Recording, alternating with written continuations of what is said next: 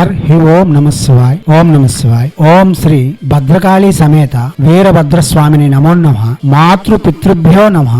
ఆచార్య అతిథిభ్యో నమః. శ్రీమాత లలితా త్రిపుర సుందరయే నమో నమః.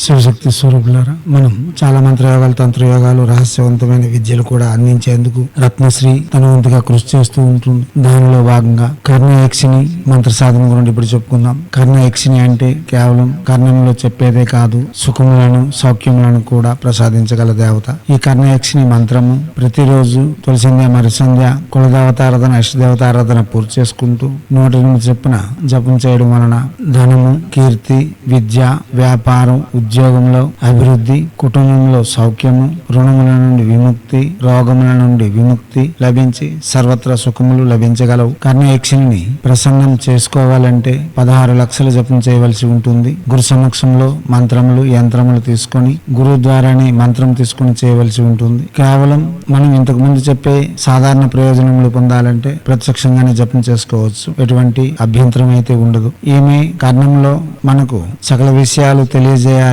అంటే 8 లక్షలు జపం చేయాలి. ముందు 42 రోజులు రోజుకి 82 మాలలు చొప్పున జపం చేసి గురువు వద్దకు వెళ్లి యజ్ఞము, తర్పణము, మార్జనం ఇచ్చి తర్వాత మిగతా జపం పూర్తి చేసుకోవాల్సి ఉంటుంది. అప్పుడు కర్ణయక్షిని కుడి చెవిలో సకల విషయములను చెప్పగలదు. ఈ యక్షిని ఎప్పుడు కూడా అలజడిని సృష్టించదు. మీరు పిలిస్తేనే వస్తుంది. వచ్చి మీరు అడిగిన ప్రశ్నకు సమాధానం చెబుతుంది. ఈ కర్ణయక్షిని సాధనలు 4 మంత్రములుగా విభజించబడి ఉన్నాయి. ఎవరికి వీలైనవి వారు చేసి కర్ణయక్షిని యొక్క అనుగ్రహంతో సకల విధములైన సౌఖ్యములు మరియు కర్ణ విద్యలు కావాలనుకున్న వారు 8 లక్షలు, ప్రసన్నత చేకూర్చుకోవాలనుకున్న వాళ్ళు 16 లక్షలు జపం చేయాలి. సుస్నాతులై ఉండాలి, శుచి శుభ్రతలు పాటించాలి, తెల్లని వస్త్రములు, ఎరుపు వస్త్రములు ధరించాలి, ఏకాన్న భుక్తం చేయాలి. ఎటువంటి పరిస్థితుల్లో కూడా పొలిమేర దాటకుండా జపములు చేయవలసి ఉంటుంది. ఎటువంటి విందు వినోదాలకు వెళ్ళకూడదు. తన ఇంట్లోనే ఉంటూ జపం చేయవలసి ఉంటుంది. నదీ పరివాహక ప్రాంతమందు, పర్వత శిఖరమందు, పుణ్యక్షేత్రమందు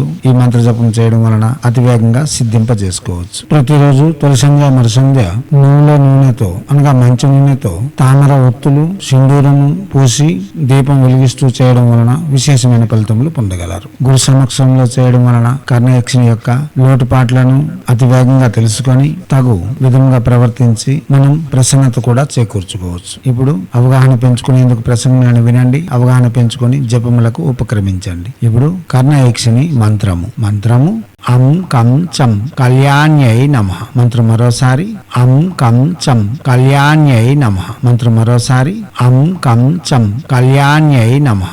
దివాత్మ స్వరూపులారా, వాచక జపమే చేయాలి. మానసిక ఉపాంశ జపం పనికిరాదు. ప్రసంగములని వినండి, అవగాహన పెంచుకోండి. ఎటువంటి తొందరపాటు నిర్ణయాలు తీసుకోకుండా యక్షిణులు, మహాశక్తులు, యోగినులు వాటితో సంపర్కము లేక వాటితో వ్యవహారము చాలా ప్రమాదకరమని చెప్పుకోవచ్చు.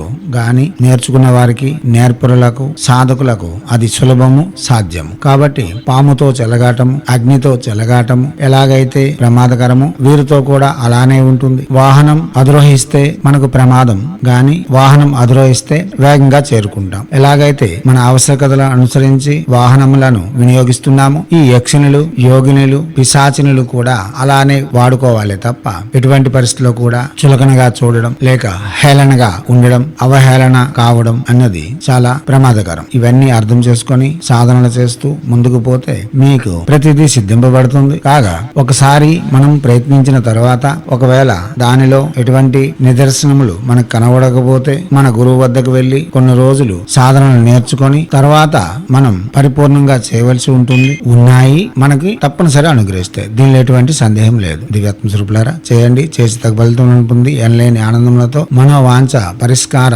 సంతృప్తితో మెలగాలని హైందవ సనాతన ధర్మ ఋషులు మనకు అందించిన విద్యలు వినియోగించుకోవడంలోనూ భారతీయ సంస్కృతి సాంప్రదాయాలు కాపాడడంలో ముందంజలో ఉంటూ మన యొక్క ఆచారాలలో ఉండే గొప్పతనాన్ని వెలుగెత్తి చాటేందుకు మీరు కూడా తమవంతుగా కృషి చేయాలని కోరుతూ, మీరు ఈ సాధనలు చేసి ఆ దేవత యొక్క ప్రసన్నతలు పొంది ఫలితం ప్రత్యక్షంగా చూడాలనుకునే వాళ్ళు ఈ సాధనకు ఆవశ్యకత కలిగిన మోహిని తిలకములు, యక్షిని గులికలు, యక్షిని కవచములు, అష్టదిగ్బంధన యంత్రములు పెట్టుకుని చేయడం వలన విశేషమైన ఫలితములు ఇవ్వగలవు. అవి మీకు అందించేందుకు రత్నశ్రీ మీ ప్రాంతమందే మీకు అందుబాటులో ఉండేందుకు తమ వంతుగా కృషి చేస్తుంది. దానిలో భాగంగా హైదరాబాద్ లో 3 నంబర్లు ఇవ్వబడి ఉన్నాయి, వారిని సంప్రదించండి. హైదరాబాద్ లో రాజలక్ష్మి, శ్రీకాంత్, సీతారాం అడ్వకేట్ ఫోన్ నెంబర్లు ఇవ్వబడి ఉన్నాయి. అదే ప్రకారంగా ఒంగోలు అంబిక, కాకినాడ రాఘవాచారి, విజయవాడ చంద్రశేఖర్, అన్నవరం హరికృష్ణ మీ ఆవశ్యకతను అనుసరించి వీరిని సంప్రదించగలరు. ప్రతి విషయంలో